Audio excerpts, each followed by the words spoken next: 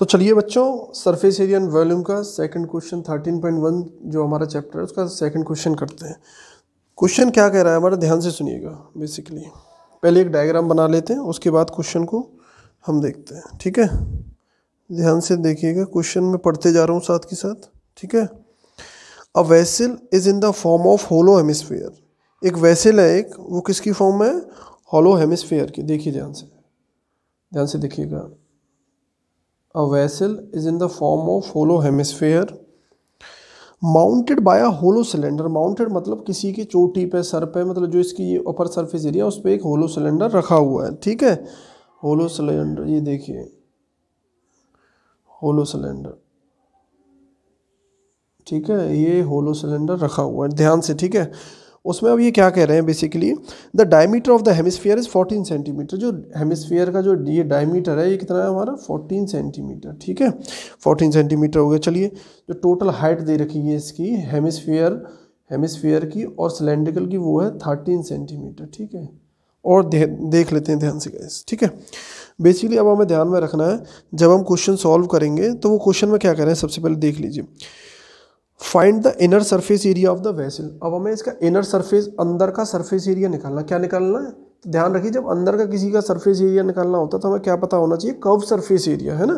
तो बेसिकली हम क्या करेंगे इस क्वेश्चन में, अंदर का कर्व सरफेस एरिया निकालेंगे, दोनों का, है ना। Curve surface area of the hemisphere, curved surface area of the cylinder, जो कि आपको आगे हम करके दिखाएंगे बेसिकली। ठीक है, तो सबसे पहले एक हाइट की ज़रूरत पड़ेगी, ध्यान से देखिएगा, है ना। तो बेसिकली इसकी हाइट गिवन है यहाँ 7 सेंटीमीटर। ठीक है, ये टोटल दे रखी है हमारी 13। जब 13 में से 7 माइनस करेंगे तो ये 6 आ गए, है ना। तो यहाँ 6 सेंटीमीटर किसकी हाइट आ गई? 6 आ गई सिलेंडर के लिए। ठीक है, अब बेसिकली क्वेश्चन को सॉल्व कर देते हैं जल्दी से, कुछ नहीं बचा इस क्वेश्चन में। ठीक है, inner surface area of the vessel. अब देखिए ध्यान से, inner surface area of vessel. ठीक है, क्या है, क्या होगा? Curved surface area of cylinder CY, cylindrical part. ठीक है, plus curve surface area of hemispherical part,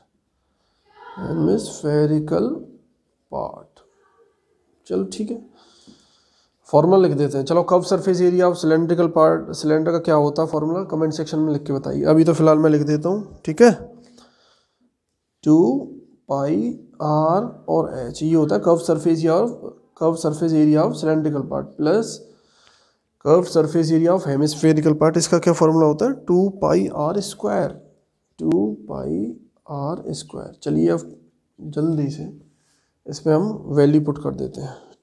2 into 22/7 into R। देखिए रेडियस, जब हमारा डायमीटर 14 सेंटीमीटर, रेडियस क्या होगा हमारा? 7 होगा। ठीक है, और हाइट क्या हो गई हमारी? सिलेंड्रिकल की हाइट आपको दिखी रही है 6 सेंटीमीटर। ठीक है, ध्यान से, बिल्कुल, है ना, गलती नहीं करनी है बिल्कुल भी। यहाँ भी 2 पाई की वैल्यू पुट कर देंगे। आर क्या होगा हमारा? 7 इंटू 7, एक 7 से ये 7 कट गया, एक 7 से ये 7 कट गया। 22 का मल्टीप्लाई करेंगे तो 44, यहाँ भी 2 का 22 से मल्टीप्लाई करेंगे 44। ठीक है, 44 को हम कॉमन ले लेते हैं। ठीक है, ध्यान रखिए, देखिए 2 इंटू 20, चलो पूरा ही करके दिखा देता हूँ मैं। ठीक है, यहाँ बचा ऊपर 6 प्लस 2 इंटू 22 इंटू 7। ठीक है, तो ये 44 हो जाएगा, तो 44 को हम ले लेंगे कॉमन। ठीक है, अंदर बचेगा 6 प्लस 7। ध्यान से देखिएगा, है।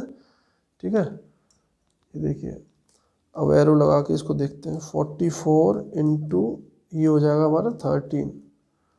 तो हमारा जो आंसर आएगा वो कितना आएगा?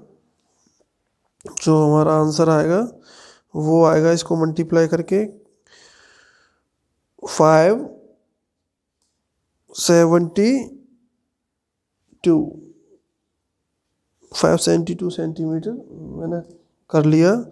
ठीक है, ये इसका आंसर आएगा। ये था हमारा सेकंड वाला क्वेश्चन। ठीक है, ऐसे ही जल्दी जल्दी आगे वाले क्वेश्चंस को सॉल्व कर लेते हैं बिना टाइम बिगाड़े, और जल्दी से हम पूरी मैथ का रिवीजन कर लेंगे ऐसे। चलिए बच्चों, ठीक है, थैंक यू।